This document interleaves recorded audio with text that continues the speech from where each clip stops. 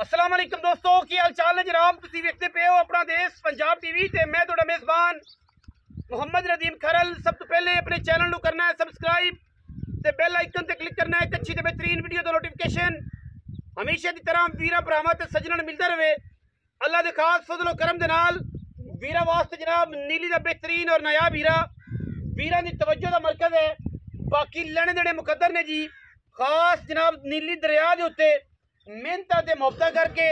वीरां वास्ते जनाब नीली दे बेहतरीन और खूबसूरत हीरे हमेशा अपना देश पंजाब टीवी की जीनत बनाई दे ने। अज भी उस हीरियां दी माला दे विच एक मोती वीरां दी नज़र है, लेने देने बाकी मुकद्दर ने जी। माशाअल्लाह पंडा दे जनाब मैं हवाने रुक रुक दा खूबसूरत थन हड्डियां डाकां दी गल बाद विच, लेकिन पहले अडर दी गल होवेगी, थना दी गल होवेगी, मरले मरले दी वंड दी गल होवेगी। माशाअल्लाह बलैतन गांव वर्गा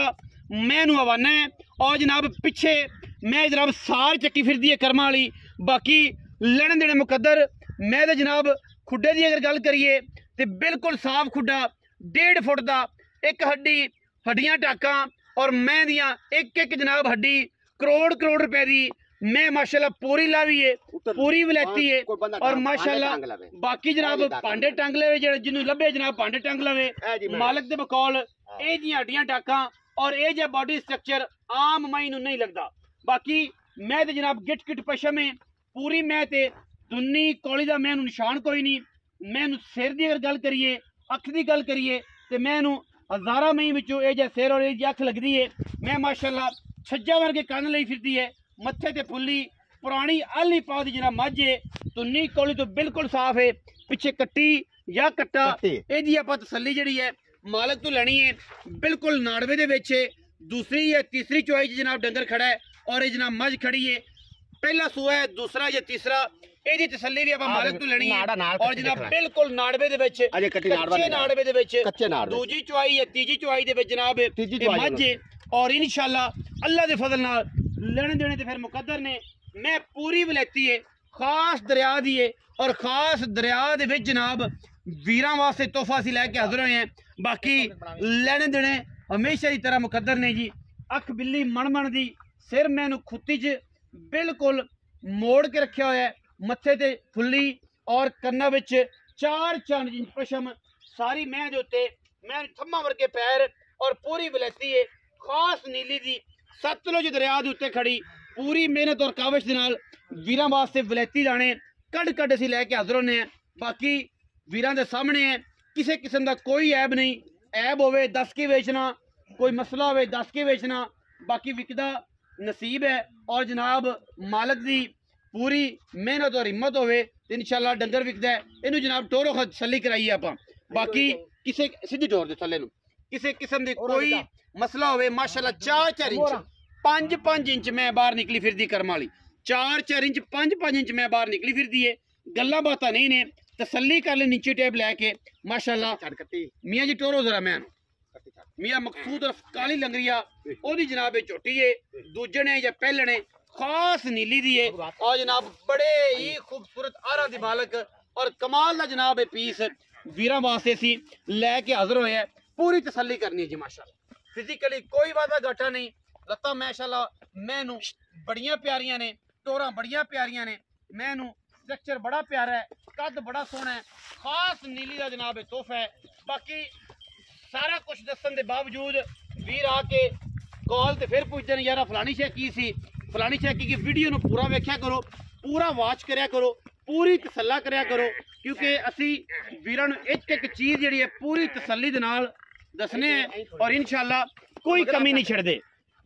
मैं दे विच किसी किस्म का कोई ऐब नहीं है। अलहमदुलिल्लाह छट्टा फौरा गंढ मरोड़ी की गारंटी होंदी है, नाड़वे कच्चे च खड़ी है। मजीद सारियां गल्लां आपां मालिक नूं जदों पुछणियां ने उन्हें आपां तसल्ली बख्श जवाब इंशाअल्लाह देने ने। तुसीं मौके ते आओ, तसल्ली करो और जनाब किसी किस्म का कोई ऐब होवे फौरन मौके ते जनाब बयाना वापस। और वीराना माजरत दे नाल जनाब पिछा अगर मैं साफ सुथरा होवे जानवर कोई ऐब ना होवे तो फिर जनाब मौके ते पैसे दिओ तो जनाब अपना डंगर लै जाओ। बाकी गल्लां जिहड़ियां ने ओह आपां मालक नूं पुछणियां ने। मैं दी बहुत खूबसूरत अख है, बड़ा कमाल का स्ट्रक्चर है।